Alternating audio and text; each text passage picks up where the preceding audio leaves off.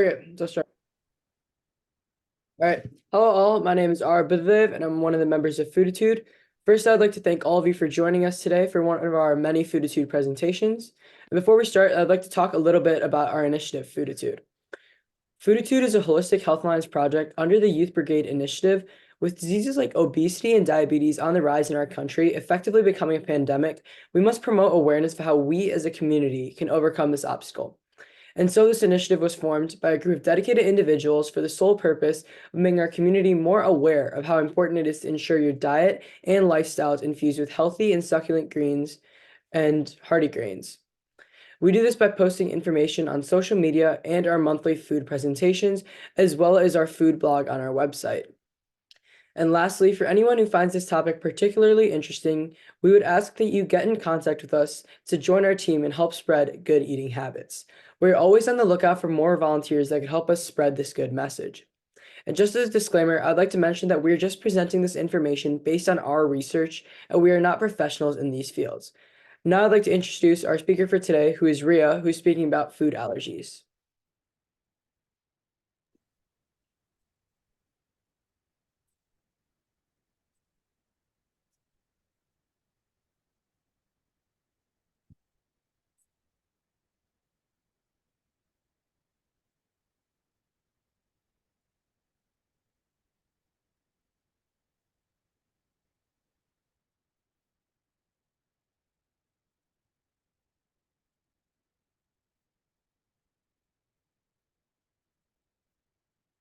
So today I'm going to be presenting a little bit more on the different types of food allergies and how that impacts the people in our community.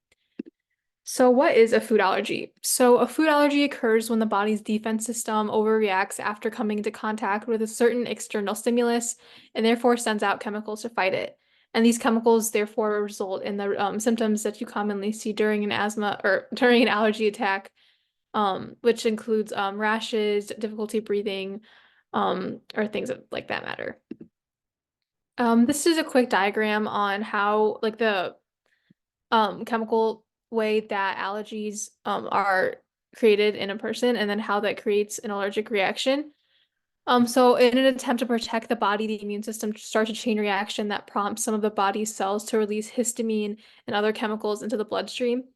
And then the histamine then acts on a person's eyes, nose, throat, lungs, and skin, um, as well as their gastrointestinal tract, which then cause the allergy symptoms that you commonly see during an allergy reaction.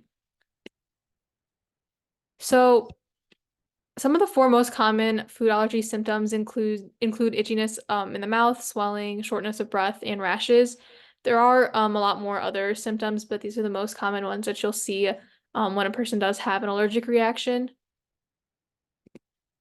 So what are the effects of food allergies? So food allergies impact people on a wide scale, both physically and psychologically. So some of the statistics on food allergies are that 90% of people who have a food allergy report having anxiety. And this is mostly because um, people who have allergies need to have medication, such as epinephrine pens or other like forms of treatment on them in order to like treat themselves when they're having an allergic reaction. So if they don't have those types of treatments on hand, the consequences can be really bad for them. So that can cause anxiety. Many people also experience high levels of stress, which sort of goes back to what I just previously mentioned. With a lot of these people, they need to have treatment on hand in order to treat these allergies because they're very common. And then 70% of people report having both panic attacks and bullying instances. So especially for younger people, bullying can be especially common. Like um, in like elementary school or middle school, kids don't really know how to like react when their friends are having an allergic reaction. So bullying can be extremely prevalent in those ages. And then in a sample group of 500 people, 2/3 of those people reported having a mental health issue because of their allergy, which sort of again goes back to like public perception of people who have allergies and then the treatments that they have accessibility to.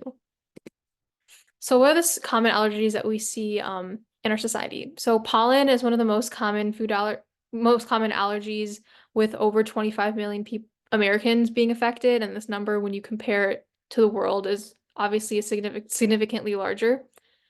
Peanuts, there's different forms of peanuts that people can be allergic to, which is different from a tree nut allergy, which is another common allergy. Many people are also allergic to medicines, such as NSAIDs, which are non-steroidal anti-inflammatory drugs, which are like ibuprofen, Advil. So some of the really common drugs or painkillers that people take. Wheat is also another very common food allergy, which is very common in children, but then as they age, they tend to outgrow it. And then fish, such as salmon, tuna, halibut, are some of the most common allergies, or seafood allergies that people have. So what are some of the alternatives or remedies for people who have some of these allergies?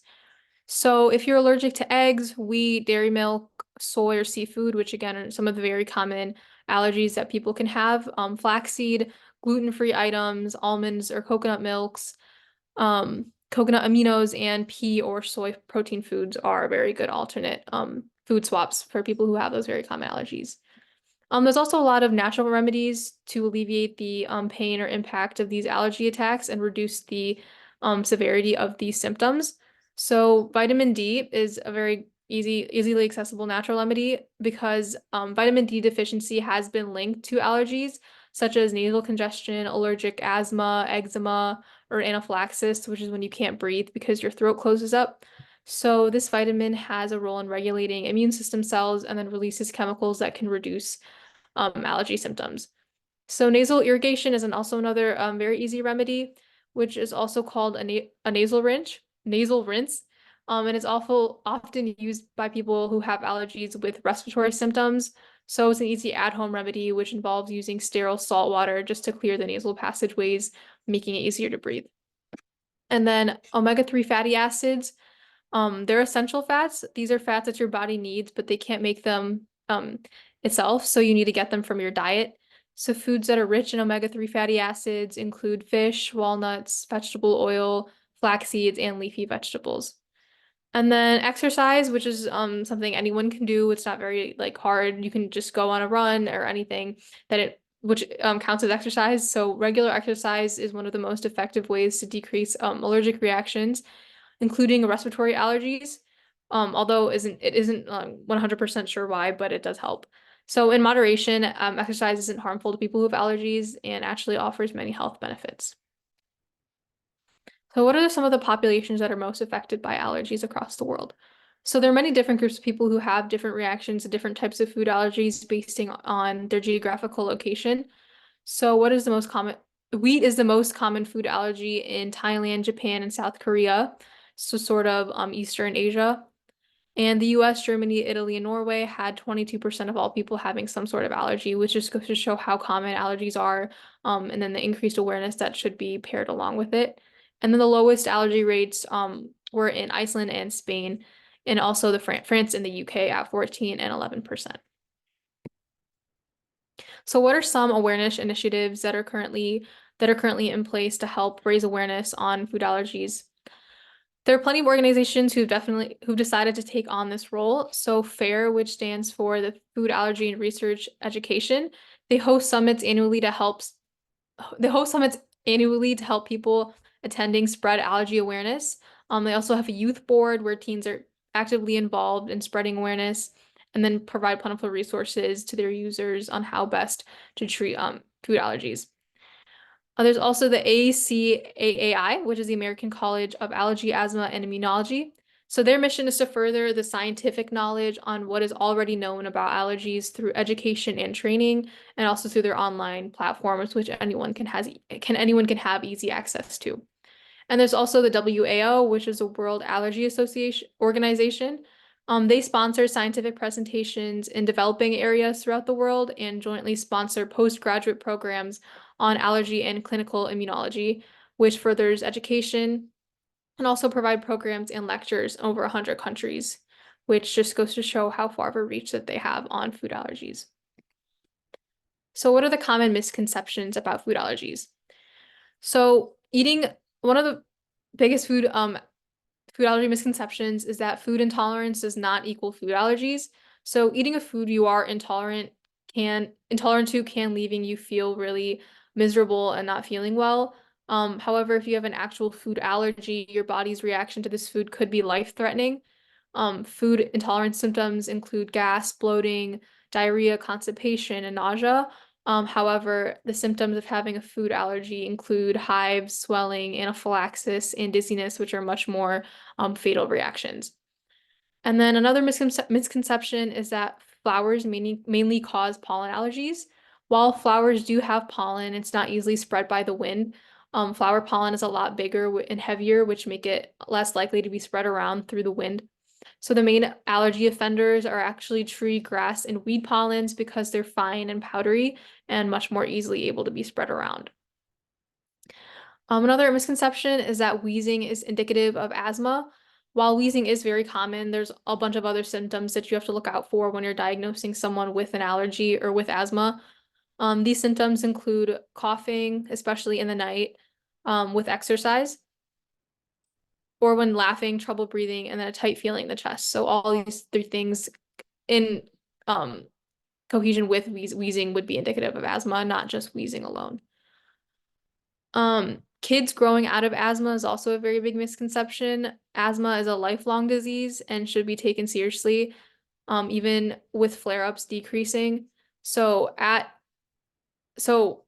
people with asthma shouldn't be discouraged in doing any of the daily things that they can do, such as sports, running, or anything like that, because kids with asthma can easily do anything that kids without it can do. It's not a very limiting type of food allergy or food limiting type of allergy.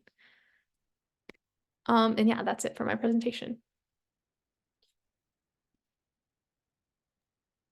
Can I ask a question? Yeah.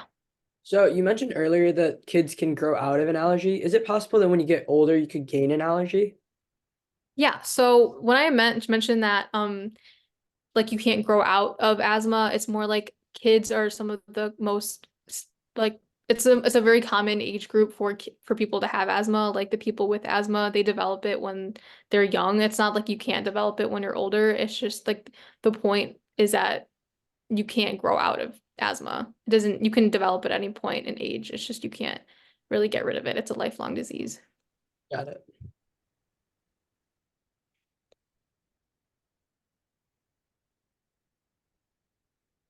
Anybody has any other questions for Riya?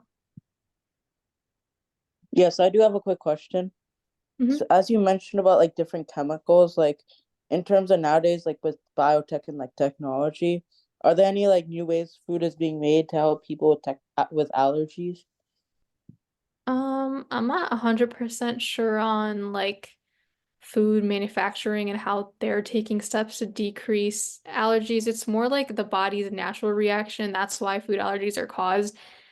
I think people with these allergies should be taking steps on their own to find out what alternative food sources they can eat and still gain like the vitamins they need.